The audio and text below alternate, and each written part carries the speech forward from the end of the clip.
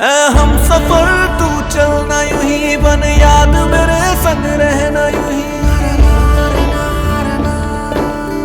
देखिए वर्मा जी, टाइम पे पहुंचा दिया ना। लेकिन आपने मेरे लिए अपना इंटरव्यू मिस कर दिया। भाई हमारा तो क्लियर है जी, जो देश की ड्यूटी पे जा रहा हो उसकी ड्यूटी सबसे पहले करो।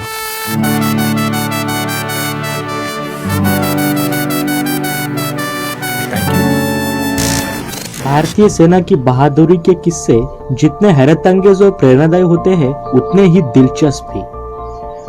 दोस्तों, हमने आज तक कई शहीदों और सेना में सेवारत जवानों के किस्से सुने हैं जिन्होंने जीते जी अपनी मातृभूमि पर आज तक नहीं आने दी, पर आज हम एक ऐसे जवान की बात कर रहे हैं जिसने शहादत के बाद भी अपने देश की रक्षा का बीड़ा उठा के रखा है। ये दास्ता है बाबा हरभजन सिंह जी की। 30 अगस्त 1986 को जन्मे बाबा हरभजन सिंह 9 फरवरी 1966 को भारतीय सेना के पंजाब रेजिमेंट में सिपाही के तौर पर भर्ती हुए। 1968 में उन्हें 23वें पंजाब रेजिमेंट के साथ पूर्वी सिक्किम में भेजा गया। 4 अक्टूबर 1968 की बात है जब हरभजन सिंह खच्चरों का एक काफिला अपने साथ ले जा रहे थे। अचानक नाथूलाल पास के नजदीक आकर उनका पांव फिसल गया और घाटी में गिरने से उनकी मृत्यु हो गई।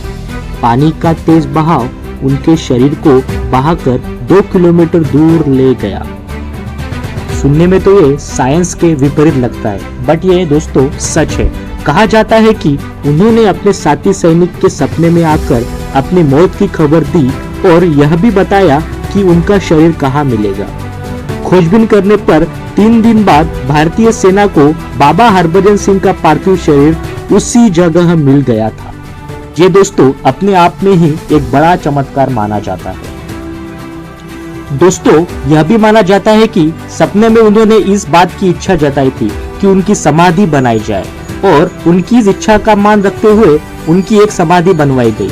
लोगों में इस जगह को लेकर बहुत आस्था थी, लिहाजा श्रद्धालुओं की सुविधा को ध्यान में रखते हुए भारतीय सेना ने 1982 में उनकी समाधि को 9 किलोमीटर नीचे बनवा दिया, जिसे अब बाबा हरभजन सिंह मंदिर के नाम से जाना जाता है।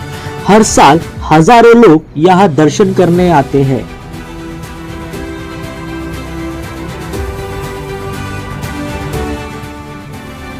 तो दोस्तों, भारतीय सेना में यह मान्यता है कि कहा जाता है कि शहीद होने के बाद भी बाबा हरभजन सिंह नाथुला के आसपास चीन से की ही गतिविधियों की जानकारी अपने मित्रों को सप्ताह में देते रहते हैं, जो हमेशा सच साबित हुई है।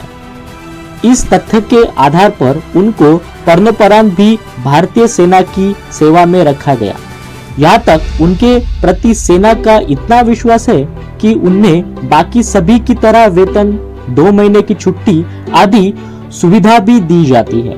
2 महीने की छुट्टी के दौरान ट्रेन में उनके घर तक की टिकट बुक करवाई जाती है और स्थानीय लोग उनका सामान लेकर जुलूस के रूप में उन्हें रेलवे स्टेशन छोड़ने जाते हैं। उनके वेतन का 1/4 हिस्सा उनकी मां को भेजा जाता है। यही नहीं, पद भी बदल जाता है। नाथुला में जब भी भारत और चीन के बीच फ्लैग मीटिंग होती है तो चीनी बाबा हरभजन के लिए एक अलग से कुर्सी भी लगाते हैं।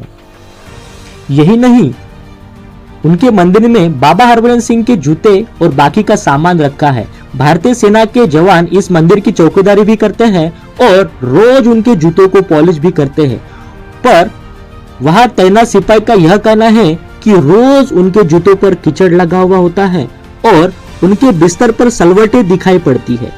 भारतीय सेना ही नहीं बल्कि चीनी सैनिकों का भी मानना है कि उन्होंने भी रात में बाबा हरभजन सिंह को घोड़े पर सवार होकर गश्त लगाते हुए देखा है और उनके पैरों की आवाज वहां पे सुनी है। दोस्तों, उनकी मौत को दोस्तों आज 50 साल पूरे हो चुके हैं।